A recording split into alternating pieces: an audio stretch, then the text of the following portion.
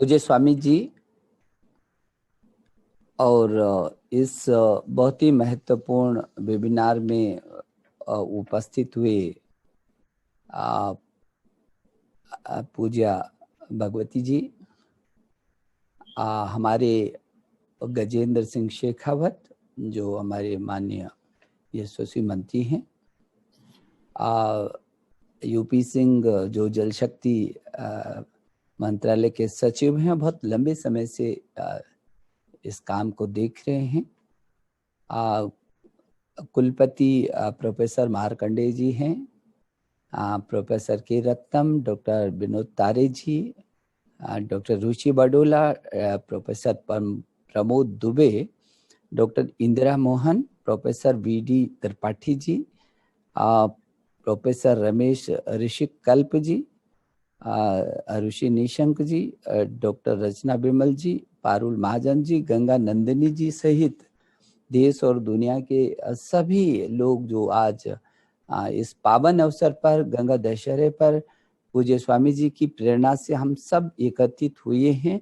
सबसे पहले तो मैं आप सबका अभिनंदन करता हूं और मेरी माँ गंगा के तट पर क्योंकि मैं उस ऋषिकेश हरिद्वार माँ के उस चरणों में ऐसे मैं प्रतिनिधि के रूप में भी मैं भारत की लोकसभा में आता हूँ, हरिद्वार के सांसद के नाते भी, और उत्तराखंड जिस प्रदेश में जिस स्थान पर माँ स्वर्ग से अवतरित हुई है, उस प्रदेश का भी एक सदस्य के नाते, एक नागरिक के नाते मैं आप सभी मेहमानों का जो देश और दुनिया में माँ के प्रति समर्पित हैं और जो अपने तन और मन से इस माँ की सेवा के लिए संकल्पबद्ध हैं, मैं आप सभी का बहुत हृदय की गहराइयों से अभिनंदन कर रहा हूँ।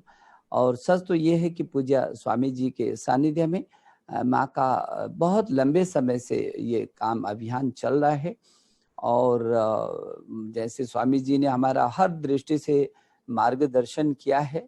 स्वामी जी ने तो गंगा से लेकर के और पूरी संस्कृति से लेकर गांव से लेकर के और दुनिया को पूरा जिस तरीके से जोड़ा है और हमारे देश के यशस्वी प्रधानमंत्री जी के नरेंद्र मोदी जी के विजन के साथ भी इस गांव को जोड़ करके दुनिया के शिखर तक पहुंचने की जो स्वामी जी ने बात की है वो अपने आप में बहुत ही प्रेरक है और स्वामी जी की प्रेरणा हमको हमेशा रही है। मुझे याद आता है कि जब शुरू में स्पर्श गंगा अभियान हम लोगों ने शुरू किया था, तब भी लगातार हम स्वामी जी के सानिध्य में रहे, स्वामी जी से लगातार हम लोग चर्चा करते रहे और हर पल स्वामी जी का प्रेरणा हमको मिलती रही है। उस समय भी जब 2009 में पहले शुरू किया था तो 2-2.5 लाख नौजवान जुड़े और जब कुंभ हुआ तो स्वामी जी ने कहा कि नहीं, माँ के चरणों में पूरी दुनिया एक ऐसा कुंभ होना चाहिए, वो कुंभ होना चाहिए जो उन अकलुषित मनों का पूरी केवल एक धर्म नहीं बल्कि सभी धर्मों के धर्मगुरु यहाँ पर आए और ऋषिकेश में स्पर्श गंगा का बहुत अद्भुत वो कार्यक्रम पूरी दुनिया में अपने ढंग का वो कार्यक्रम हुआ था। पूज्य स्वामी जी, मैं आपके चरणों में मैं अभिनंदन करना चाहता हूँ और आपको प्रणाम भी करना चाहता हूँ। मुझे मालूम है कि चाहे वो दलाई लामा जी हों, पूज्य आडवाणी जी हों और चाहे वो हमारे शंकराचार्य जी हों, सभी धर्मों के जितने भी धर्मों के सभी धर्माचार्य हैं, हमारे सभी लोग आए थे, चाहे वो ईसाई धर्म से हों, चाहे वो इस्लाम धर्म से हों, सभी लोगों ने एकजुट होकर पहली बार दुनिया में गंगा के तट पर एक प्रवाह, विचारों का प्रवाह, मन की अकलुषितता का प्रवाह जो हुआ था। मुझे लगता है कि उस दिन पूज्य रामदेव जी, आचार्य बालकृष्ण जी, सभी हमारे साधु संत महंत, पूरा देश ऐसा लग रहा था, देश और दुनिया के लोग एकत्रित होकर के उस दिन ऋषिकेश का माँ गंगा का तट, उस दिन पूरी दुनिया का ऐसा दर्शन कराया था कि नहीं, माँ के सब पुत्र हैं और माँ सबके लिए समान रूप से अपना भाव रखती है और जैसे कि हम लोगों ने हमेशा हम कहते हैं कि कुपुत्रो जायते क्वचिदापि कुमाता न भवति। पुत्र कुपुत्र हो सकता है, हम गलतियां कर सकते हैं, लेकिन माँ कभी कुमाता नहीं हो सकती। हमारी तमाम गलतियों के बाद भी माँ की वो अकलुषितता, वो पवित्रता उसने कभी तोड़ी नहीं, कभी भंग नहीं की। और इसलिए वो माँ जो स्वर्ग से अवतरित होकर के विश्व के कल्याण के लिए हमारी धरती पर आई है, हम सब की माँ है। उसने जिसने भी हमको जिंदगी दी है उस सब से हमने माँ का हमेशा रिश्ता जोड़ा है। माँ गंगा हो, माँ सरस्वती हो, माँ लक्ष्मी हो, माँ दुर्गा हो, और धरती। हमने हमेशा कहा कि माता भूमि पुत्र हम पृथ्व्याः। ये जो धरती है ये हमारी माँ है जिसमें हमने जन्म लिया है। तो इसीलिए भारत की संस्कृति है, और जिस संस्कृति के पुरोधा के रूप में पूजा स्वामी जी इस देश में नहीं पूरी दुनिया में जाकर के उस अभियान को लेकर के जाते हैं, वो संस्कृति जिसने पूरी दुनिया को अपना परिवार माना, जिसने अयम निजः परो वेति गणना लघु चेतसाम उदार चरिता नाम तु वसुधैव कुटुम्बकम। पूरी वसुधा को अपना कुटुंब मानने वाला ये भारत की संस्कृति ही है, जिसने हमेशा से कहा है हमारा कोई भी काम जब शुरू होता है, सुख और दुख के जो भी काम शुरू होते हैं, जरूर हम सर्वे भवन्तु सुखिनः सर्वे सन्तु निरामया की कल्पना ही नहीं करते हैं, उस पर अपना पूरा तन मन समर्पित भी कर देते हैं, और कि सभी सुखी रहें, सभी निरोग रहें, दुनिया में कोई दुखी ना हो। यहाँ से हमारा जीवन शुरू होता है। हमने कभी अपने बारे में विचार नहीं किया, हमने पूरी दुनिया के बारे में, हमने प्राणी मात्र के बारे में विचार किया। इसलिए हमारी संस्कृति के अंग देख, जब भी धरती पर जब यदि धरती को माँ कहा है, तो स्वाभाविक की धरती पर पैदा होने वाला हर प्राणी भी वो हमारा अपना होता है, और इसलिए वो हमारा अंग होता है, क्योंकि माँ की कोख से पैदा होने संस्कृति है। इसी ने हमको पूरी दुनिया में श्रेष्ठ रूप में रखा है, और इसीलिए भारत को विश्व गुरु भी कहा गया। ये तो देश प्रसूतस्य सकाशाध्यक जन्मेना स्वम स्वम चरित्रम शिक्षेरन पृथ्व्याम सर्वमानवा। ये उक्ति तो हमारे ही देश के लिए है, और हम सौभाग्यशाली हैं कि हम ऐसे संस्कृति के अंग हैं। हमने ऐसे देश में जन्म लिया जहाँ की संस्कृति ऐसी है कि अरुण यहाँ मधुमय देश हमारा, जहाँ पहुंच अनजान क्षितिज को मिलता एक सहारा। हर व्यक्ति को, हर प्राणी को एक सहारा के रूप में रहा है हमेशा हिंदुस्तान। और इसीलिए जहां हम हिमालय की बात करते हैं, जहां हम माँ गंगा की बात करते हैं, भगवान श्री कृष्ण ने भी गीता में कहा अस्थावराणाम हिमालय, मैं पर्वतों में मैं हिमालय हूँ, लेकिन सरिताओं में मैं गंगा हूँ। मैं वो गंगा सामान्य नहीं है, और इसके दर्शन कभी भी कोई भी कर सकता है। मैं तो ये सोचता हूँ, जब पीछे के समय में एक बार चर्चा आई कि गंगा को जो है राष्ट्रीय धरोहर घोषित करना चाहिए, और मुझे जब सौभाग्य रहा है उत्तराखंड के मुख्यमंत्री के रूप में काम करने का, उसी वक्त में 2010 में कुंभ करने का भी मुझे सौभाग्य मिला, और सभी आचार्य गण ने, अपने सभी महंत गण ने पूज्य स्वामी जी के आशीर्वाद से बहुत अच्छे तरीके से हम लोगों ने उस कुंभ को किया था। तब मुझको लगा कि नहीं, केवल कुंभ देश के कोने कोने से नहीं, लगभग 100 से अधिक देशों के लोग कुंभ में माँ के स्नान करने के लिए आए थे। तो कुंभ में माँ का स्नान करने के लिए 100 से भी अधिक देशों के लोग हो जाएं, तो इसका मतलब ये राष्ट्रीय धरोहर ही नहीं है, देश की धरोहर नहीं, ये विश्व की धरोहर है। पूरी दुनिया के लिए माँ का जो है सम्मान है। और इंडोनेशिया भी स्वामी जी कह रहे थे, चाहे किसी भी धर्म जाति पंथ का व्यक्ति क्यों नहीं है, वो सब माँ का स्पर्श करके अपने को आह्लादित और आनंदित और अपने को शांति और सुख का एहसास करता है। इंडोनेशिया जैसे देश जो मुस्लिमों का दुनिया का सबसे बड़ा देश है, वो मुझे याद है कि उनके राष्ट्रपति जी ने तब अपने राजदूत को भेज करके मुझे एक पत्र भिजवाया था बधाई का, और गंगा जली को मंगाया था। तो ये है माँ गंगा की विशालता, उसकी हृदय की उदारता। और फिर माँ है, गंगा, ये जो गंगा स्पर्श करके उसके स्पर्श मात्र से सुख और शांति मिलती है, अकलुषितता मिलती है। गंगा माने पवित्रता, गंगा माने अकलुषितता। जो व्यक्ति जिसमें अकलुषितता नहीं है, संवेदना नहीं है, जो जिसका मन पवित्र नहीं है, तो फिर वो क्या हो सकता है? वो तो पशु भी नहीं हो सकता। पशु में भी संवेदना है, पशु में भी अपनी संस्कृति, अपनी अपना संस्कार है, पशु में भी करुणा है, पवित्रता है, कलुषितता है। तो वो बोली तो नहीं सकता, लेकिन आपने देखा होगा कि कितना, यदि आप अपने घर में पालते हैं उसको, तो कितना प्यार करता है वो, आपके बिना रह नहीं सकता, आपकी किसी सीमा तक भी रक्षा करता है, आपको मदद करता है। तो माँ तो हमारी माँ है, और उस गंगा माँ के प्रति हम चाहते हैं कि पूरे संसार अकलुषित हो, संवेदनशील हो, माँ की तरह तमाम। आप यदि गंगा माँ को देखें तो उस हिमालय से निकल करके तमाम चट्टानों से टकराने के बाद भी जिसने रुकना नहीं, रुकी नहीं, और अहरनिश जो आगे बढ़ती रही, और तमाम गंदगी को अपने में समाने के बाद भी जिसने अपनी पवित्रता को नहीं खोया, ये हमारी माँ। और आज उसकी जरूरत है। इस माँ के जो गंगा का जल है उसको अमृत जल बोलते हैं। उसकी एक बूंद पानी भी बहुत हजारों व्याधियों को दूर करने की क्षमता रखती है, ऐसा बताते हैं, ऐसा वैज्ञानिक भी चर्चा करते हैं, और इस पर बहुत सारे शोध भी हुए हैं।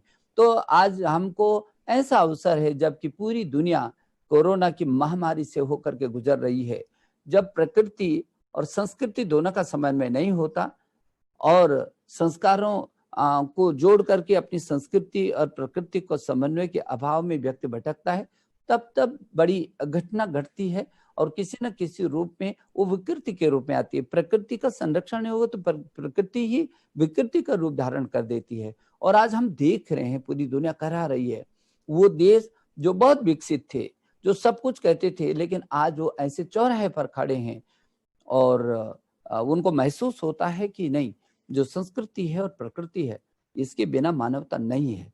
और ये संस्कृति और प्रकृति, ये मेरी माँ ने हमको सिखाया है, गंगा ने सिखाया है।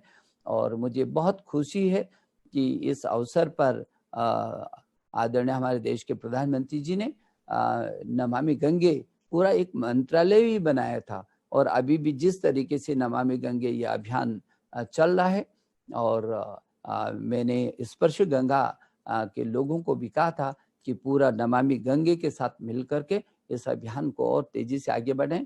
पूज्य स्वामी जी के संरक्षण, उनका मार्गदर्शन, मुझे याद है कि गंगोत्री में स्वामी जी ने बहुत शुरू किया था, और गंगोत्री में भी जो आपने योजना बनाई थी, मुझे भरोसा है कि भविष्य में जो आपके मन में गंगोत्री में जिस तरीके से माँ वहाँ से पवित्र हो करके और आगे बढ़े, और लगातार आगे बढ़े, मेरे उत्तराखंड से माँ को हम पवित्र रूप में, अकलुषित रूप में, स्वच्छता के रूप में आगे देश के लिए और आगे बढ़ाते चले जाएं। और फिर उत्तर प्रदेश सहित तमाम आगे इस अभियान के साथ जो लाखों लाखों नौजवान जुड़े हैं, और हर रविवार को वो अपना समय देते हैं। बस यही अनुरोध है, जैसे स्वामी जी ने कहा कि आखिर गंगा को गंदा किसने किया है, खराब किसने किया है, तो उसके लिए हम ही लोग जिम्मेदार हैं। तो यदि जिस दिन हम उसमें गंदगी करना छोड़ देंगे, उस दिन माँ पवित्र हो जाएगी। अभी भी इस लॉकडाउन के तहत किस तरीके से लग रहा था, कितनी साफ और निर्मल गंगा दिख रही थी। इसका मतलब कि जब हम उसमें प्रदूषण नहीं करते हैं तो माँ अनवरत बहती है, अनवरत अकलुषितता और निर्मलता के साथ हमको जीवन देती है। आज जरूरत है, आज इसी की जरूरत है। मुझे तो भरोसा है कि जितनी घटनाएं घट रही हैं वो एक पाठ के रूप में हमारे सामने आ रही हैं, जो मनुष्य को इस चीज से सीखना है, और हम सीखेंगे, जरूर सीखेंगे। आज मैं तो महसूस कर सकता हूं कि आज क्योंकि मुझे मेरे प्रधानमंत्री जी ने इस देश की शिक्षा की जिम्मेदारी दी है, और आपको मालूम है कि ये दुनिया का सबसे बड़ा लोकतांत्रिक देश है, जिसमें शिक्षा के विभाग को देखूं मैं तो 1000 से अधिक यहाँ विश्वविद्यालय हैं, और 45,000 से अधिक डिग्री कॉलेज हैं, 15 लाख से अधिक स्कूल हैं, 1 करोड़ से अधिक अध्यापक हैं और 33 करोड़ से अधिक यहाँ छात्र छात्राएं हैं। कुल अमेरिका की जनसंख्या जितनी कुल नहीं है उससे ज्यादा मेरे यहाँ छात्र छात्राएं हैं। तो उन्होंने जो हमारे देश के प्रधानमंत्री जी ने पीछे के समय में स्वच्छ भारत का अभियान लिया था, उसमें इन छात्रों ने, इन छात्र छात्राओं ने बिल्कुल लीडरशिप ली और आज भी इस कोरोना की इस महामारी में वो छात्र अपने घर की लीडरशिप लिया हुआ है, अपने को भी सुरक्षित कर रहा है, अपने परिवार को भी सुरक्षित कर रहा है। और ऐसा देश जो आगे 25 वर्षों तक यंग इंडिया रहने वाला है, जो हमारी आयु है उसमें पूरी दुनिया में भारत युवा भारत रहने वाला है। मुझे भरोसा है कि जो अब गांव की संस्कृति और गांव का अर्थ व्यवस्था और जो गांव की पर्यावरण की व्यवस्था, क्योंकि मैं तो उत्तराखंड से आता हूं, तो स्वाभाविक है हम तो उत्तराखंड तो पर्यावरण की पहली पाठशाला है, शायद दुनिया में पहली बार होता होगा। हमारे 12,500 वन पंचायतें हैं जो गांव के लोग अपने बच्चों की तरह पालते हैं जंगलों को। वहाँ तमाम पर्यावरणविद यदि आप देखेंगे तो उसी धरती ने हमारी जो चिपको आंदोलन की प्रणेता को दिया, उसी धरती ने चाहे वो बहुगुनाथ जी हैं, चंडी प्रसाद भट्ट जी हैं, अनिल जी, भारती जी सहित जंगली जी, एक से बढ़कर एक जिन लोगों ने अपना पूरा जीवन खपा दिया पर्यावरण की रक्षा और सुरक्षा में, तो वो देश की पर्यावरण की भी पहली पाठशाला है। और ये हिमालय है, ये एशिया का वाटर टावर है, ये आध्यात्म की सारी दुनिया की सबसे बड़ी ताकत है, जैव विविधता का केंद्र है। तो ये हिमालय जड़ी बूटियों का भंडार है और तन और मन को ठीक करने का मादा है। इस हिमालय में तन को ठीक करने के लिए जड़ी बूटियां हैं, संजीवनी बूटियां हैं, और मन को ठीक करने के लिए जहाँ आध्यात्म है और इधर योग है। स्वामी जी के मन में तो था ऋषिकेश एक बड़ी योग सिटी के रूप में भी स्थापित हो। आपकी चिंता को मैं समझ सकता हूँ। मुझे लगता है क्योंकि आपके मन में जो भावनाएं हमेशा रही हैं और वो निर्माण की भावना रही है और कहीं ना कहीं समाज कल्याण और विश्व कल्याण की भावना रही है, तो निश्चित रूप में ये साकार होंगी। तो मैं ये समझता हूँ कि आज जो भी लोग इस समय जुड़े हुए हैं इस वेबिनार से, मैं आपको बहुत सारी शुभकामना देना चाहता हूँ। और मुझे भरोसा है क्योंकि अभी जल शक्ति मंत्री जी बहुत ही योग्यतम और जिनका जल पर बहुत बड़ा काम है, अपने गजेंद्र सिंह शेखावत जी बहुत ही अच्छे चिंतक हैं, बहुत ही अच्छे विचारक हैं और बहुत अच्छा काम कर रहे हैं। हमारे कैबिनेट मंत्रालय में बहुत अच्छा काम करते हैं, रात और दिन। आप समझ सकते हैं कि 24 घंटे में से 18 घंटे काम करते हैं। मैंने देखा है, उनकी टीम यहाँ पर बैठी हुई है, ये लोग भी रात और दिन खप करके इस सारे अभियान पर जुटे हुए हैं। तो क्योंकि आज माँ गंगा दशहरा पर हम सब लोग यहाँ पर एकत्रित हुए हैं, मुझे भरोसा है कि हम सब लोग मिलकर के इस अकलुषितता को, इस संवेदनशीलता को, इस जो एक माँ गंगा की तरह निर्मलता है अपने जीवन के अंदर। देखिए, आप कभी भी कोई व्यक्ति को आप जब बात करते हैं, यदि बहुत सौम्य होता है, उसके बहुत निर्मल होता है, संवेदनशील होता है, तो उसकी वाणी में टपकती हूँ बातें। आप अंदर से बाहर, जो आदमी अंदर होता है वही बाहर निकलता है। तो कई बार आपको लगता होगा कि एक आदमी जब बात करता है तो इच्छा होती है कि इसको सुनते रहें, इनकी बातें ये बोलते रहते तो बहुत अच्छा था। और एक आदमी आपका बुरा नहीं चाहता, उसने गाली भी नहीं दी आपको, लेकिन आपको लगता है कि ये कब जाए, ये बहुत हो गया। तो का मतलब ये है कि जीवन में पवित्रता और अकलुषितता और संवेदनशीलता, ये माँ ने हमको सिखाया है, गंगा माँ ने, कि तमाम थपेड़े खाने के बाद भी रुकना नहीं, अहरनिश चलना, और यदि प्रदूषण भी है तो अपने को मुक्त रखना। ये बहाना नहीं बनाना, कोई बात नहीं, हम पवित्र हैं। माँ ने भी पवित्रता नहीं खोई। आज भी माँ, चाहे वो गंदगी कितने ही हम लोगों की गलती के कारण माँ को हमने दूषित किया हो, लेकिन माँ तो माँ है। और उसने अपनी पवित्रता को नहीं खोया है। मुझे भरोसा है हमारा ये अभियान जरूर पूरा होगा। जिस दिन आदमी संवेदनशील हो गया, जिस दिन उसकी कलुषता खत्म हो जाएगी, एक अच्छा सा इंसान बनेगा, तो अपने आप इन सारी समस्याओं का समाधान होगा। इसलिए जो पवित्रता है, जो अकलुषितता है, निर्मलता है, उसको हम अपने जीवन में डालें।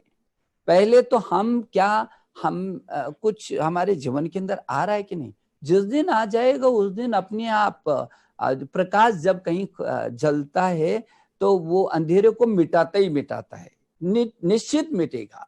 लेकिन केवल प्रकाश की बात करें और प्रकाश न दें, दिखाएं, तो उस बात से तो कोई फर्क नहीं पड़ेगा। इसलिए हम जितने भी लोग आज जुड़े हैं, काफी लोग हैं और ऐसे शिखर के लोग हैं कि उनकी बात में दम है, उनके जीवन के अंदर उन्होंने कुछ किया है। इस अभियान को अपनी जिंदगी में उतार करके और इसको बढ़ाने की जरूरत है आज, और लोग महसूस कर रहे हैं। मैं पूज्य स्वामी जी, आपने जिस तरीके से आज ये वेबिनार इन परिस्थितियों में भी आपने किया है, मैं तो हमेशा से आपके सानिध्य में मैं आता हूँ, रहा हूँ। आपसे बहुत सारे विचार विमर्श हम लोग आज से नहीं 25, 30, 40 सालों से मैं लगभग बचपन से करता आ रहा हूँ। और जो आपके मन में छटपटाहट है माँ गंगा के प्रति, अपनी संस्कृति के प्रति, उसको लेकर के मैं हमेशा अभिभूत भी रहा हूँ। और इसलिए मुझे भरोसा है कि जो आज गंगा दशहरा के अवसर पर माँ ऐसी ताकत दे कि लोगों के मन अकलुषित हो जाएं, लोगों में संवेदना फिर और तेजी से बढ़े और निर्मलता का भाव लोगों के मन में आएगा, तो मेरी गंगा पवित्र हो जाएगी। जब माँ गंगा पवित्र होगी तो लोगों के मन दिल पवित्र होंगे। और जो भारत मेरा विश्व गुरु है, जिस भारत ने पूरी दुनिया को देने की ताकत है, आज भी हमको देने की ताकत है। हमारा विचार, अटल जी हमेशा कहते थे, छोटे मन वाला कभी बड़ा नहीं हो सकता और टूटे तन वाला कभी खड़ा नहीं हो सकता। बड़ा तो मन करना पड़ेगा। बड़ा मन करने के लिए, बड़ा बनने के लिए बड़ा विचार भी चाहिए, बड़ा दिल चाहिए, बड़ा संघर्ष चाहिए, बड़ा धैर्य चाहिए और बड़े शिखर का समर्पण चाहिए, तब आदमी बड़ा बन सकता है। हर व्यक्ति को बड़ा बनना है, क्योंकि हमने ईश्वर की ये मनुष्य सबसे सुंदरतम कृति है। इस ईश्वर ने इसको बड़ा बनाने के लिए यहाँ भेजा है। मुझे भरोसा है कि आज के इस वेबिनार में हम बहुत अच्छे तरीके से संकल्प लेकर के भी जाएंगे, माँ को प्रणाम करेंगे और आपका ये अभियान और आगे बढ़ेगा। मैं एक बार फिर आपको सबको मैं अभिनंदित कर रहा हूँ, आपको प्रणाम करता हूँ। बहुत बहुत धन्यवाद।